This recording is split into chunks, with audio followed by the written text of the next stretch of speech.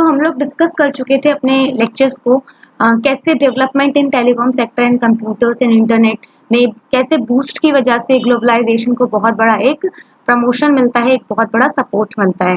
तो ये सारे सेक्टर्स जो हैं, चाहे वो टेलीकम्युनिकेशन इंडस्ट्री हो, बैंकिंग इंडस्ट्री हो, इंश्योरेंस इंडस्ट्री हो, एजुकेशन इंडस्ट्री हो, कंप्यूटर्स इंडस्ट्री हो या इंटरनेट एरिया हो, इन सारे ही फैक्टर्स ने they played a major role in promoting the globalization process throughout the world.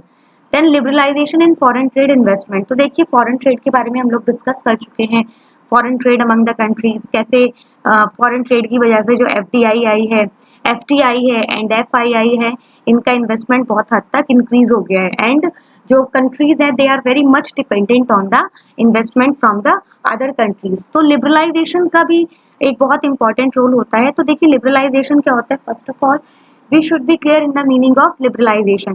तो देखिए लिबरलाइजेशन का मतलब क्या होता है, it is a liberalisation of trade means allowing foreign companies. देखिए लिबरलाइजेशन में क्या हो जाता है कि जो फॉरेन कंपनीज होती है उन कंपनीज को अलाउ कर दिया जाता है in other countries to start their business, क्योंकि जो गवर्नमेंट की रेस्ट्रिक्शंस होती हैं, जो अदर कंट्रीज जहाँ पर एमएनसीज अपना बिजनेस स्टार्ट करती हैं, वो रेस्ट्रिक्शंस काफी हद तक कम कर दी जाती है by the government of that country. यानी कि जो गवर्नमेंट्स होती है जो अपने यहाँ पर कंपनीज को इनवाइट करना चाहती है, उनको ऑफर करना चाहती हैं, वो अपने यहाँ पर जो भी उनके ट्रेड लॉज होते हैं, जो रेगुलेशंस होती हैं, उनको काफी लीनियंट कर देती है, काफी जो इन्वेस्टर फ्रेंडली है वो एनवायरनमेंट क्रिएट कर देती है, so that maximum investment come enter in their on country. तो लिबरलाइजेशन में यही प्रोसेस होता है, लिबरल कर देना, फ्री कर देना। किस चीज को फ्री कर देना, जो कंट्रीज के रूल्स रेगुलेशन है in the context of foreign investment, foreign companies entry, तो उनकी एंट्री के लिए उनको बहुत लिबरलाइज कर देना, ताकि गवर्नमेंट का जो रेस्ट्रिक्शंस है वो बहुत कम से कम हो सके और एक एनवायरनमेंट जो बिजनेस फ्रेंडली एनवायरनमेंट है उसको क्रिएट किया जा सके। तो ये जो टर्म मैंने बोला है बिजनेस फ्रेंडली, बहुत इंपॉर्टेंट है।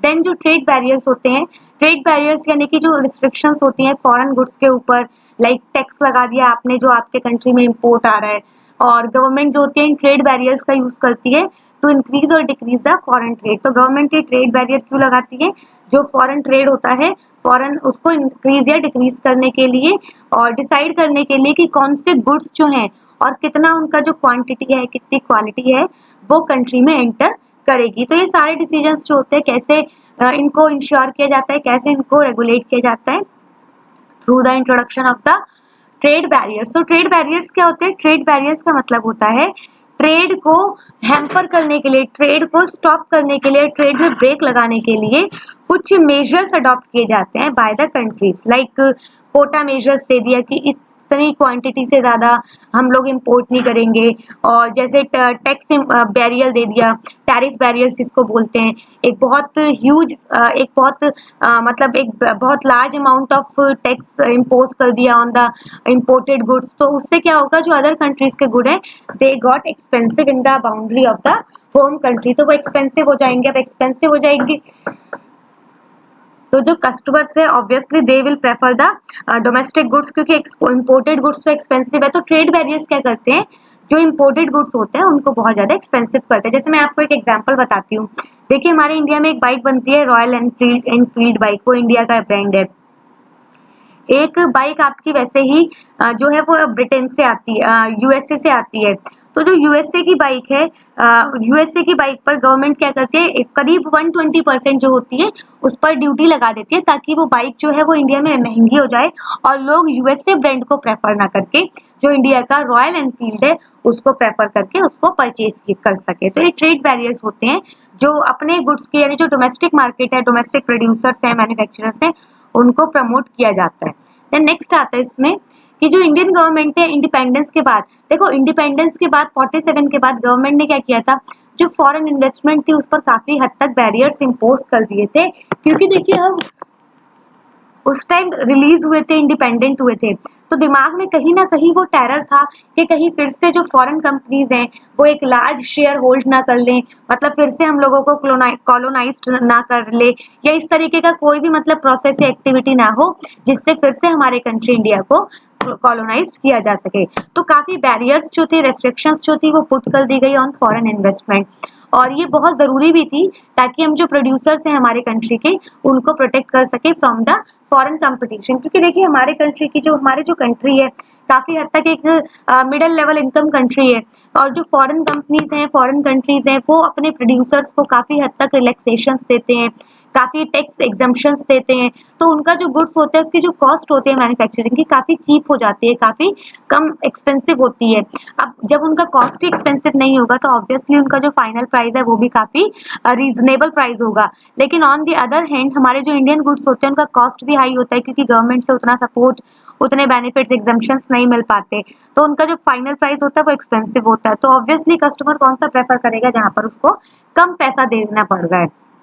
देन नेक्स्ट आता है 1991 में जो गवर्नमेंट थी उसने डिसाइड किया था कि टाइम जो है अब ये आ चुका है कि जो इंडियन प्रोड्यूसर्स है वो भी कॉम्पीट कर सके with the producers around the globe. यानी जो हमारे प्रोड्यूसर्स है, जो इंडिया है, अब इंडिया जो है वो फॉरेन कंपनीज के साथ, फॉरेन कंट्रीज के साथ कॉम्पीट कर सके। तो 1991 में ये चीज़ों को, इन कॉन्सेप्ट्स को रियलाइज किया गया। देखिए 1991 में क्या हुआ था, इंडिया में एक मतलब क्राइसिस आया था, फाइनेंशियल क्राइसिस आप कह सकते हैं, जिसको बैलेंस ऑफ पेमेंट क्राइसिस बोलते हैं। तो बैलेंस ऑफ पेमेंट क्राइसिस में हमारे देश की जो इकोनॉमी थी वो मतलब काफ़ी डाउन पे आ गई थी, काफ़ी एक्सपोर्ट जो था वो बिल्कुल करीब ज़ीरो के आसपास हो गया था, और इम्पोर्ट जो था वो बहुत ज़्यादा हो गया था। हमारा जो फॉरेन एक्सचेंज रिजर्व था उसका मेजर जो शेयर था वो इम्पोर्ट करने में ही एक्सपेंड किया जा रहा था।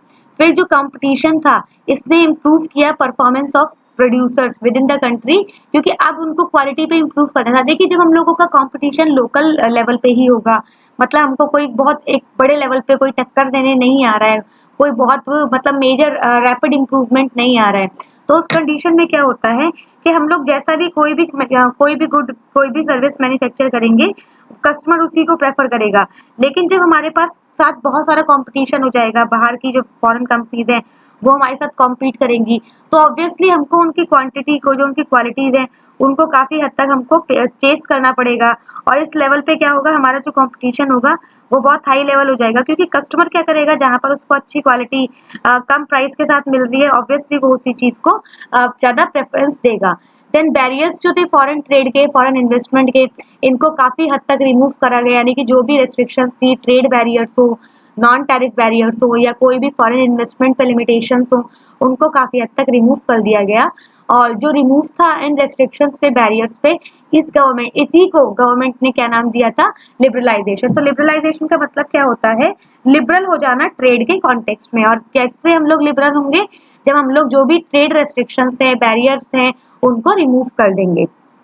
देन प्रॉस क्या है ग्लोबलाइजेशन के, प्रॉस का मतलब क्या होता है, क्या बेनिफिट्स है, क्या मतलब इंडिया को बेनिफिट्स मिले हैं। तो देखिए जो इंक्रीज है, देखिए ग्लोबलाइजेशन के क्या बेनिफिट्स हैं। सबसे पहले तो इकोनॉमिक प्रॉस्पेरिटी एंड अपॉर्चुनिटी को इंक्रीज किया हो जाती है। इकोनॉमिक प्रॉस्पेरिटी एंड अपॉर्चुनिटी कैसे इंक्रीज होती है, क्योंकि देखिए जब आपके कंट्रीज में अदर कंपनीज आती हैं तो ऑब्वियसली कुछ ना कुछ पार्ट जो है उनके प्रॉफिट का वो इंडिया के साथ भी, या जिस भी कंट्री में वो अपना बिजनेस सेटअप करती हैं उनके साथ भी उनको शेयर करना होता है। तो इकोनॉमिक प्रॉस्पेरिटी इंक्रीज होती है, अपॉर्चुनिटीज काफी इंक्रीज होती है। अपॉर्चुनिटीज कैसी, जैसे एम्प्लॉयमेंट अपॉर्चुनिटीज है, नई नई टेक्नोलॉजीज लेके आते हैं, स्किल्स लेके आते हैं, तो वो सारी चीजें जो होम कंट्री, होस्ट कंट्रीज हैं, उनको भी उसके बारे में अवेयरनेस हो जाती है। Then higher degrees of political and economic freedom, काफी पॉलिटिकल और इकोनॉमिक फ्रीडम मिल जाती है जो अदर कंट्रीज होती हैं। Then improved standard of living, obviously जब आपको एम्प्लॉयमेंट मिलेगा, आपकी इनकम हाई हो जाएगी, तो आपका जो स्टैंडर्ड ऑफ लिविंग है वो भी काफी हद तक इनहांस, इंक्रीज एक स्टैंडर्ड पे हो जाएगा। और जो पॉवर्टी और जेंडर रिलेशंस हैं इंडिया में, जो जेंडर डिस्पैरिटीज है वो काफी हद तक कम हो जाएंगी। Then cons of globalisation, cons means क्या नेगेटिव इम्पैक्ट्स हैं ग्लोबलाइजेशन के, क्या डिसएडवांटेजेस भी हैं ग्लोबलाइजेशन की इंडिया में। तो देखिए जो इंक्रीज्ड एनवायरमेंट डैमेज है, ऑब्वियसली जब आपके यहाँ पर more and more number of industries, factories काम करेंगी तो it will have a direct adverse impact over the environment. तो जो क्लाइमेट चेंज है, ग्लोबल वार्मिंग की हम लोग बात करते हैं, क्योंकि देखिए काफी केमिकल्स रिलीज होते हैं, काफी जो मतलब एक्सक्रीटा है, काफी मतलब जितनी भी जो मतलब रिलीज है उनका एनवायरमेंट पे काफी नेगेटिव इम्पैक्ट पड़ता है। Then increase poverty and inequality, तो yes increase poverty and inequality क्यों होती है, क्योंकि देखिए जरूरी नहीं है आपकी जो रिक्वायरमेंट्स है, आपको जिस लेवल के लेबर चाहिए, जिस लेवल का कैपिटल चाहिए, जो स्किल्स चाहिए, जो टेक्नोलॉजी चाहिए, वो आपको होस्ट कंट्रीज में मिल जाए। तो अल्टीमेटली क्या होगा, जब कंपटीशन आपके फेवर में होगा तो जो पॉवर्टी का स्केल है, जो इनइक्वालिटी है कंट्रीज में, वो काफी इंक्रीज हो जाएगी। देन इनजस्टिस जो का इरोजन होता है, ट्रेडिशनल कल्चर जो कॉरपोरेशन है, इनजस्टिस काफी मतलब इससे इरोड होता है। ट्रेडिशनल जो कल्चरल कॉरपोरेशन हैं वो मोटिवेटेड होती हैं by profit and they have little concern for people, और इनका जो मतलब लोग हैं उनके लिए बहुत ज्यादा कंसर्न नहीं होता। इकोनॉमिक जो ग्लोबलाइजेशन डेवलपमेंट्स होता है, इट फीड इनटू एथनिक। अब देखिए जो ग्लोबलाइजेशन डेवलपमेंट्स होते हैं, इससे जो एथनिक, रिलीजियस और जो फैक्शनल टेंशन्स होती है वो भी काफी हद तक इंक्रीज हो जाती है, और कभी कभी वॉर्स एंड ब्रीड टेररिज्म को भी प्रमोट करती है। कैसे प्रमोट करती है, क्योंकि देखिए जरूरी नहीं है कि आप जो भी चीजें मैन्युफैक्चर करें, प्रोड्यूस करें, उसको जो अदर कंट्रीज के लोग हैं उसको एक्सेप्ट करें, अगर उनके वो फेवर में नहीं है, या फिर उनके जो रिलीजियस कॉन्टेक्स्ट है, कल्चरल कॉन्टेक्स्ट है, लिंग्विस्टिक कॉन्टेक्स्ट है, यानी उनका जो बिलीफ सिस्टम है उसके अगर अपोजिट सेंस में काम करती हैं या अपोज में दिखाई जाती हैं, तो obviously they people will start revolting against the company. Then terrorist जो होते हैं ग्लोबली इंटरकनेक्टेड हैं आज की डेट में, और एम्पावर्ड हैं, उनके पास सारी नॉलेज और एक सेटअप उनके पास है। इससे क्या होता है, एक नया वॉरफेयर यानी एक नया जो वॉर फील्ड है वो तैयार हो रही है, और इससे क्या हुआ, डिसरप्शन हुआ, जो इंटरकनेक्शन है, जो जो मतलब बहुत ज्यादा ग्लोबलाइजेशन को प्रमोट कर रहा था। और ये जो कॉरपोरेशंस हैं, इन्होंने जो पॉलिटिकल पार्टीज है कंट्रीज की, जैसे ओवर फिशिंग वगैरह है, इन प्रॉब्लम्स को भी काफी इंक्रीज किया है। तो ओवरऑल ग्लोबलाइजेशन के नेगेटिव इम्पैक्ट्स भी है किस पर, टेररिज्म पर, यानी कि टेररिज्म भी, क्योंकि देखिए टेक्नोलॉजी है, तो टेक्नोलॉजी का ही यूज करके जो टेररिस्ट हैं, अब वो एक ही जगह पर बैठ के पूरे कंट्रीज में, पूरे वर्ल्ड में ऑपरेट करते हैं कि कहाँ पर किस टाइम क्या करना है। तो टेक्नोलॉजी के बेनिफिट्स हैं, बट ग्लोबलाइजेशन के उतने ही नेगेटिव असर भी होते हैं। देन फिर कुछ और बेनिफिट्स हैं यहाँ पर, जैसे फॉरेन कैपिटल जो होती है, अगर उसको प्रॉपरली यूज कर लिया जाए तो इससे बहुत ज्यादा बेनिफिट्स होता है for the economic development of the nation. जैसे चाइना, तो इसके भी देखिए इकोनॉमिक डेवलपमेंट काफी हो जाता है अगर आप मतलब फॉरेन कैपिटल आपके कंट्री में काफी आ जाता है। देन प्रोडक्टिविटी जो होती है वो बहुत इंक्रीज होती है, जहाँ पर कंट्रीज जो होते हैं वो प्रोड्यूस करते हैं प्रोडक्ट्स, और जहाँ पर कंपैरेटिव एडवांटेज होती है, यानी कि जब आप कम्पीट करते हैं with foreign countries, foreign companies, तो ऑब्वियसली आपकी प्रोडक्टिविटी इनहांस होती है, इंक्रीज होती है। आप अपने जो लूप होल्स होते हैं, जो आपका मतलब नेगेटिव, जो आपके वीक पॉइंट्स होते हैं, आप उन पर फोकस करते हैं, और अल्टीमेटली जब आपके प्रॉफिट्स हाई होंगे तो जो आपका लिविंग स्टैंडर्ड्स होगा वो भी काफी इंप्रूव हो जाएगा। देन इंक्रीज द कॉम्पिटेटिवनेस में companies more cost and quality consensus. तो देखिए कॉन्शियस, देन इंक्रीज जो कंपटीशन होता है उससे कंपनीज जो होते हैं बहुत ज्यादा कॉस्ट एंड क्वालिटी कॉन्शियस हो जाती है। ऑब्वियसली अब आपका कंपटीशन इंक्रीज हो गया है, तो जब कंपटीशन इंक्रीज हो जाता है तो आपको बहुत ज्यादा कॉन्शियस होना पड़ता है कि मेरा कॉम्पिटिटर क्या कर रहा है, वो कॉस्ट में बहुत कम कैसे है, उसकी क्वालिटी इतनी ज्यादा इंप्रूव कैसे है। तो आपको सारे पॉइंट्स पे फोकस इक्वली फोकस करना पड़ता है। Then inflation is less likely to have changing impact. देखिए इन्फ्लेशन तो होना ही होना होता है, लेकिन ऐसा यहाँ पर इस लेवल पे ऐसा होता है कि जो इन्फ्लेशन होता है उसका जरूरी नहीं है कि बहुत ज्यादा नेगेटिव इम्पैक्ट हो या डैमेजिंग इम्पैक्ट हो। इन्फ्लेशन के उतने ज्यादा नेगेटिव रिजल्ट्स यहाँ पर नहीं होते हैं, क्योंकि बहुत सारे ऑप्शन अब कंज्यूमर्स के पास आ जाते हैं। तो इन्फ्लेशन का तो बहुत ही मतलब एक लो स्केल पर रहता है। इन्फ्लेशन अगर ज्यादा हो जाएगी तो ऑब्वियसली लोग जो होंगे, जो चीप प्रोडक्ट होगा, चाहे वो लोकल लेवल हो, चाहे वो मतलब इम्पोर्टेड ब्रांड हो, उसको प्रेफर करेंगे। Then increased consumer choice, increased consumer choice में क्या होता है, जो कंज्यूमर होता है उसकी चॉइस यहाँ पर बहुत इंक्रीज हो जाती है। यस, क्योंकि देखिए अभी तक उसको एक डोमेस्टिक इंडिजीनियस प्रोडक्ट्स ही अवेलेबल हो पा रहे थे, बट अभी क्या है, जो फॉरेन ब्रांड्स हैं वो भी उसको अवेलेबल हो पा रहे हैं। Then export jobs often may pay more than other jobs। अब जो जॉब्स को एक्सपोर्ट कर दिया जाता है, इससे भी क्या होता है, काफी जो बेनिफिट्स होते हैं, काफी जो मतलब जॉब का पे स्केल होता है वो भी काफी हाई हो जाता है, जिसे आउटसोर्सिंग मैंने बताया था आपको अर्लियर स्लाइड्स में। देन एडवर्स इफेक्ट्स क्या होते हैं, सबसे फर्स्ट जो पॉइंट होता है वो होता है ग्लोबल डोमिनेंस ऑफ द एमएनईज। एमएनईज यानी वही आपकी जो मल्टीनेशनल एंटरप्राइजेस होती हैं, इनका एक नेगेटिव डोमिनेंस क्रिएट हो जाता है, क्योंकि देखिए जब लार्ज मार्केट शेयर इनके हाथ में आएगा जो ग्लोबल मार्केट कैप्चरिंग है, जो डोमिनेंस है, वो इन कंपनीज का बहुत ज्यादा हो जाता है। देन कंट्रीज जो होते हैं वो इनडिस्क्रिमिनेट एटीट्यूड रखते हैं टुवर्ड द फॉरेन। देखिए अब जो कंट्रीज होते हैं, कुछ कंट्रीज क्या होते हैं, कंजर्वेटिव होती है, राइटिस्ट गवर्नमेंट के होल्ड में होती हैं। अब उन कंट्रीज का जो एटीट्यूड होता है एक फॉरेन इन्वेस्टमेंट की तरफ, वो बहुत ज्यादा डिस्क्रिमिनेट होता है, इनडिस्क्रिमिनेट होता है। यानी कि इनडिस्क्रिमिनेट मतलब कि वो कंट्रीज जो होती हैं कि मतलब इन इन्वेस्टमेंट को अपने यहाँ पर बहुत लार्ज स्केल में ऑफर करती हैं, मतलब एक्सेप्ट करती हैं। तो इससे क्या होता है, जो लोकल वहाँ के सेलर्स हैं, जो लोकल मतलब जो डोमेस्टिक बिजनेस है, उस पर बहुत बड़ा नेगेटिव इम्पैक्ट पड़ता है, क्योंकि वो लोग जो होते हैं, the people are unable to compete equally with the foreign companies. Then जो large number of takeovers होते हैं नेशनल फर्म्स का। अब देखिए टेक ओवर का मतलब क्या होता है, टेक ओवर का मोस्टली सेंस में ये मतलब होता है कि आप फोर्सफुली किसी और कंपनी का जो मैनेजमेंट होता है, जो कंट्रोल होता है, उसको एक्वायर कर लेते हैं। तो फोर्सफुली मतलब यानी कि या तो वो कंपनी बहुत ज्यादा वीक है, तो आपने मतलब उसको एक तरीके का वो दिया, ऑफर दिया कि आप इतना अपना हमको बेच दो, इतना स्टेक हमको बेच दो, बाकी हम देख लेंगे। तो जो टेक ओवर्स होते हैं ये बहुत ज्यादा किए जाते हैं किस केस में, ग्लोबलाइजेशन के केस में। तो जब आप टेक ओवर कर लेंगे, मैनेजमेंट कंट्रोल आपके हाथ में आ जाएगा, तो ओवरऑल जो डोमिनेंस होगा, जो कंट्रोल होगा, वो आप ही करेंगे। देन जो रिप्लेसमेंट होता है ट्रेडिशनल और इंडिजीनियस प्रोडक्ट्स का, वो मॉडर्न प्रोडक्ट्स कर देते हैं। यस बिल्कुल, जो हम लोगों के अपने इंडिजीनियस जो ट्रेडिशनल प्रोडक्ट्स होते हैं, जो हम लोगों का अपना लोकल टेस्ट होता है, वो बहुत ज्यादा उसको रिप्लेस कर दिया जाता है बाय द मॉडर्न प्रोडक्ट्स। क्योंकि देखिए हम लोगों का प्रेफरेंस क्या रहता है, जो साइकोलॉजी होती है वो ये मानती है कि हाँ जो फॉरेन ब्रांड्स हैं वो बहुत ज़्यादा मतलब बेटर हैं, बहुत ज़्यादा एडवांस्ड हैं हमारे अपने कंट्री के जो प्रोडक्ट्स हैं, तो हम लोग उनको ज़्यादा प्रेफर करने लगते हैं। तो ऑब्वियसली ये क्या कर देते हैं, रिप्लेस कर देते हैं हमारे जो लोकल प्रोडक्ट्स हैं।